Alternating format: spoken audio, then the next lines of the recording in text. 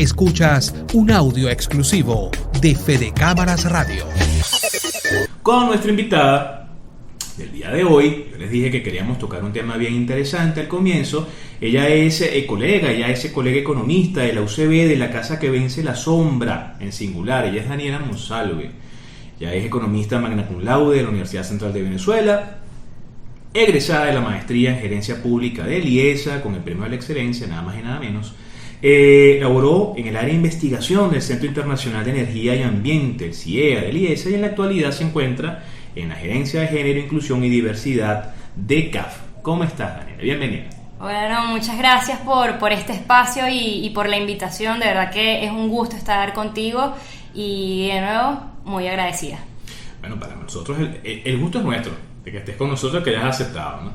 Mira, fíjate, yo siempre en el pregrado, cuando uno estaba estudiando economía, quizás la preocupación era más el tema de la política económica, ¿no?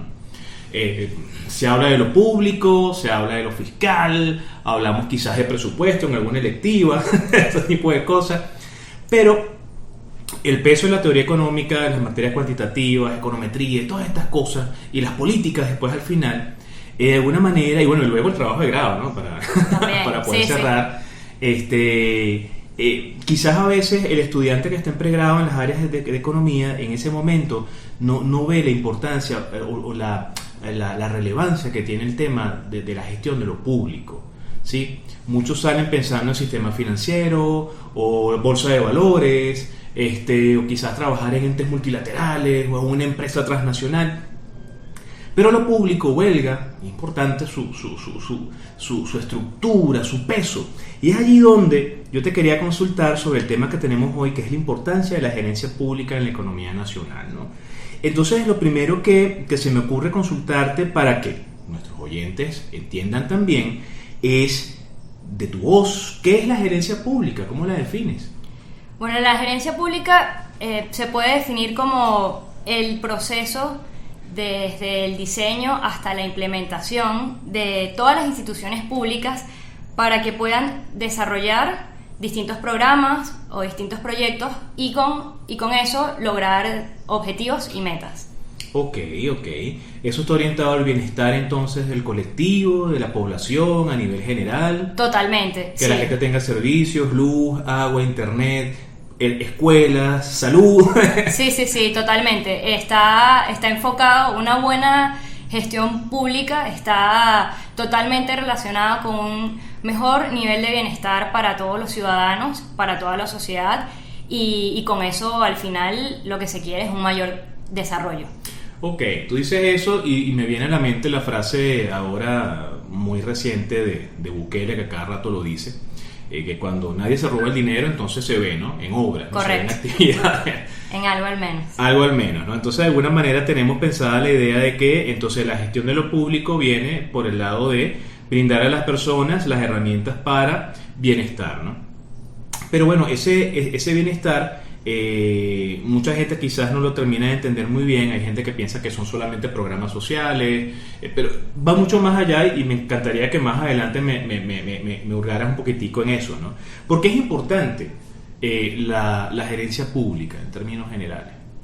Es muy importante porque primero eso es lo que va a estar relacionado de cierta manera es con una eficiencia en el gasto que hacen las instituciones públicas, un presupuesto que esté enfocado en programas y en proyectos que beneficien a la sociedad.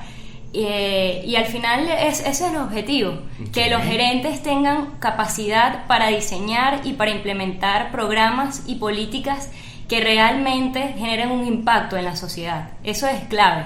Ok, entonces un poco la intención es que la importancia radica en el hecho de que podamos ver en obras, en bienes y servicios, en resolución de problemas, de conflictos, en agregación de valor a las comunidades, a las personas, estas políticas que vienen de un programa plurianual en un marco de múltiples años que tiene un presupuesto asignado y una cantidad de entes públicos detrás de él. Totalmente. Y otra cosa, ¿no? Más allá de eso, más allá digamos, de lograr un objetivo con un programa, es también un tema de incluir a los segmentos de sociedad que tienen mayores necesidades y que están en una situación de vulnerabilidad.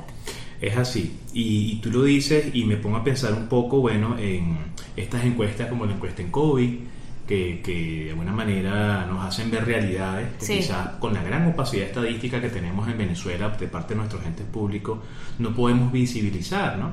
Y que yo creo que todos los venezolanos estamos contestes, sabemos y vemos esas realidades cada vez que transitamos por las calles.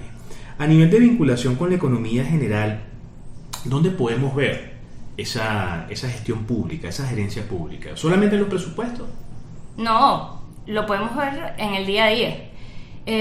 Un ejemplo de una mala gestión puede ser un gran segmento de una carretera que hacen en un estado, pero cuando la terminan resulta que dura 2 semanas porque el asfalto no es, digamos, de la mejor calidad posible. Okay. Eso es un ejemplo.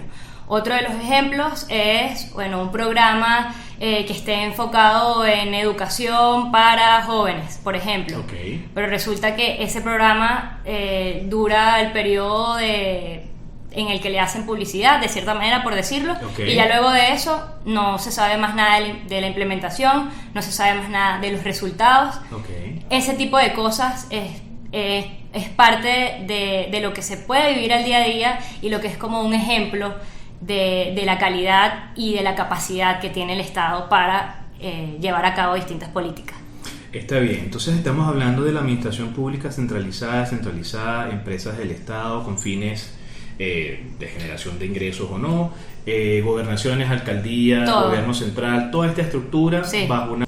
Dejamos entonces al aire una pregunta que nos va a ayudar a responder Daniela ahorita, que tiene que ver con cuál es el estado de salud de la gerencia pública en Venezuela. Dijimos que íbamos a profundizar un poquito en eso del bienestar, nos iba a conversar también un poquitico sobre su experiencia en la maestría en gerencia pública de IESA, ¿no? Con la importancia que tiene el hecho de agregarse valor en este tema tan importante. Entonces, bueno, Daniela, ¿cuál es el estado de salud de la gerencia pública en Venezuela? Bueno, esa pregunta es bien complicada. Ajá. Pero vamos a tratar de hacer lo mejor posible Chévere. para responderla, basado en datos y en temas que sean, digamos, lo más académicos posible. Perfecto. Bueno, si tomamos en cuenta la encuesta en COVID, ya ahí podemos tener un vistazo de algo que refleja la situación de la gerencia pública hoy en día. Okay. Más del 50% de los venezolanos estamos en una situación de pobreza, las tasas de inflación son bastante altas. Ya por ahí nos da, digamos, unas pistas de cómo puede estar esa situación. Okay. Adicionalmente a eso, yo considero que el tema institucional y la economía están sumamente relacionados. Y de hecho en mi maestría de esa gerencia pública, eso fue uno de los temas que tocamos. La tesis era sobre renta petrolera y corrupción. Okay. Y ahí tuve la oportunidad de estudiar indicadores de calidad institucional. Por ejemplo, les cuento uno. El índice de Open Budget Survey, que es un índice que habla sobre la transparencia de los presupuestos públicos y hace un estudio comparativo en 120 países, nos dice que Venezuela está en el 119. Okay. Cuando hablamos en temas de corrupción, vamos a lo mismo. Nos encontramos con una tasa de corrupción muy alta, muy elevada, y eso al final lo que es como una muestra de la capacidad del Estado y la percepción que tienen los ciudadanos hacia lo que está haciendo el gobierno. Okay. Y cómo está ejecutando los programas y las políticas. En sus instituciones, ¿no? En sus instituciones, correctamente. Eso evidentemente afecta no solamente temas de confianza, credibilidad institucional, eso también pudiese estar afectando expectativas a nivel también de entes multilaterales que nos ven, quienes quizás estén interesados en venir a Venezuela a invertir, ven esos indicadores y dicen, bueno, mira, aquí está pasando algo. Eso también tendría parte de respuesta en la situación de esta desaceleración que estamos viviendo en Venezuela de la economía, ¿no? Durante 2022, según los indicadores del Observatorio Venezolano de Finanzas, si bien hubo un repunte, un crecimiento en los cuatro trimestres que tuvimos de del año 2022, ellos nos mostraron en su índice de actividad económica cómo iba ralentizándose, ¿no? Sí, y además de la distorsión, ¿no? Claro, que existe, que totalmente. todos lo vivimos diariamente. Bueno, y hay que sumarle elementos como, bueno, lo decíamos en la parte anterior, esa opacidad estadística, esa ausencia de información que tanto entes multilaterales como tantas personas hacen ver, bueno, que Venezuela está incursa en esta situación, que es mucho lo que no se sabe, ¿no? Y más bien los investigadores, los que nos gusta investigar, hurgar, yo lo digo también para mis muchachos de IESA, con su trabajo de grado, me enseñaron qué difícil es investigar sobre Venezuela, ¿no? Siempre pasa, sí. Cifras, datos, qué complicado. Entonces tenemos que ir al campo, tenemos que salir, se hace más complicado aún. Esa ausencia de información, esa opacidad también forma parte de esta situación de indicadores a nivel general. Bueno, eso está bien interesante. ¿Tu experiencia en la maestría cómo fue? Mi experiencia en la maestría fue extraordinaria. Yo diría que a nivel tanto profesional como personal, la maestría del IESA en gerencia pública cambió mi vida de cierta manera, porque tuve la oportunidad de ver clases con profesores muy interesantes, de conocer amigos que cada quien en su campo aportaba en las clases muchísimo contenido, y el proceso de aprendizaje fue muy interesante. La maestría tiene, digamos, una visión amplia, porque más allá de ver temas relacionados con presupuesto público o formulación de programas y proyectos de políticas públicas, también te da otras herramientas que son muy importantes para los gerentes públicos, que es la negociación, la resolución de conflictos y el liderazgo. Y yo creo que sí, sin duda alguna mi carrera profesional tuvo un impulso. Para mí el IESA ha sido un catalizador y estoy muy agradecida por la oportunidad. Qué bueno. Mira, entonces vamos a ir cerrando un poquito. Habíamos dicho que íbamos a profundizar un poquitico en el bienestar, ¿no? En el concepto del bienestar. Y entonces, para darle una idea, después de todo lo dicho en la sección anterior y en esta, Daniela, a quien nos escucha, finalmente entonces, ¿cómo ese venezolano a pie puede entender el bienestar? ¿En mejora de su servicio? ¿En tener un incremento en el salario? ¿En que el mismo salario le permita comprar más cosas en el tiempo? ¿Cómo lo puede ver? Sí, cuando hablamos de bienestar es una mejora en las condiciones de vida de un ciudadano. En términos, un incremento de salario, pero que eso se vea reflejado en una mayor adquisición de bienes, en una calidad en los servicios, como tú bien lo acabas de decir, y también tener una oportunidad de superación social, ¿no? De poder tener una oportunidad de no solamente estar estancado en una posición con poco acceso a los mercados laborales, o con poca calidad en el acceso a los puestos de trabajo, sino en una mejora como tal completa en todos los aspectos de la vida de una persona. Bueno, eso es bien importante verlo de esa manera, y te agradezco mucho esa definición, pues yo creo que le queda muy claro a quien nos escucha, ¿no? Pero lo importante acá es, ya para ahora sí ir cerrando, les tengo una noticia, que resulta que Daniela se nos va un ratico a seguir estudiando, y no se nos va para cualquier lugar, se nos va para Harvard, se nos va para la Universidad de Harvard, va a hacer la maestría en Administración Pública y Desarrollo Internacional, ¿verdad? Sí. Mira, cuéntanos eso, ¿qué estás haciendo para llegar hasta allá?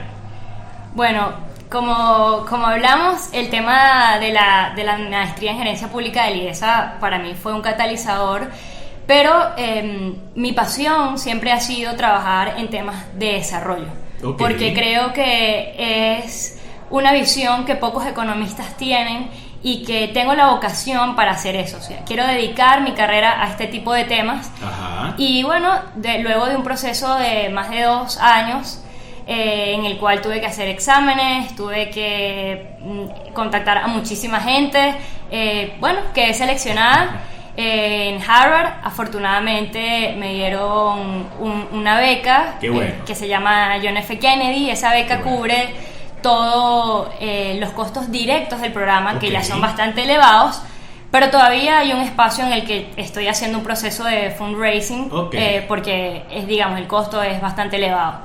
Bueno, me imagino. Y es allí donde quiero que nos ayudes entonces con la información suficiente para que las personas, instituciones, organismos que quieran impulsar, ayudar a Daniela a que ese sueño que ya comenzó y que ya se logró en un porcentaje bien elevado, porque ya quedar aceptada y tener la beca es bastante, ¿verdad? En ese proceso de fundraising que tienes ahorita, ¿cómo podemos conectar contigo para poderte, bueno, apoyar mucho más, ¿no? Y que siga Venezuela quedando en los mejores lugares, con personas como tú, estudiosas, trabajadoras, que, bueno, son embajadoras del país a nivel académico, ¿no? En este caso, ¿cómo podemos entrar en contacto contigo?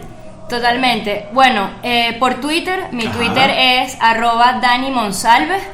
Estoy siempre por allí. Y bueno, las personas que en la semana pasada estuvieron apoyándome con un mensaje que puso uno de mis profesores, Daniel Cadenas, que seguramente va a escuchar esta entrevista, estuvo como bastante movido esa red. Y además de eso, bueno, mi correo electrónico es monsalve.d.farias@gmail.com. Por allí me pueden contactar, me pueden escribir un mensaje y bueno, estaré sumamente agradecida por cualquier apoyo que puedan darme, de verdad se los agradeceré con todo el corazón. Así es, Daniela. Bueno, yo muy contento, muy agradecido, orgulloso de haberte tenido acá en Mesa de Análisis, conversar contigo. Sé que va a ser así, que te van a escribir, te van a llamar, porque así va a ser. Y bueno, pues de mi parte, el mayor éxito del mundo, porque muchísimas te lo mereces, gracias, ¿no? Ya lo vienes haciendo, lo vienes construyendo y sé que lo vas a seguir logrando. Escuchas un audio exclusivo de Fede Cámaras Radio.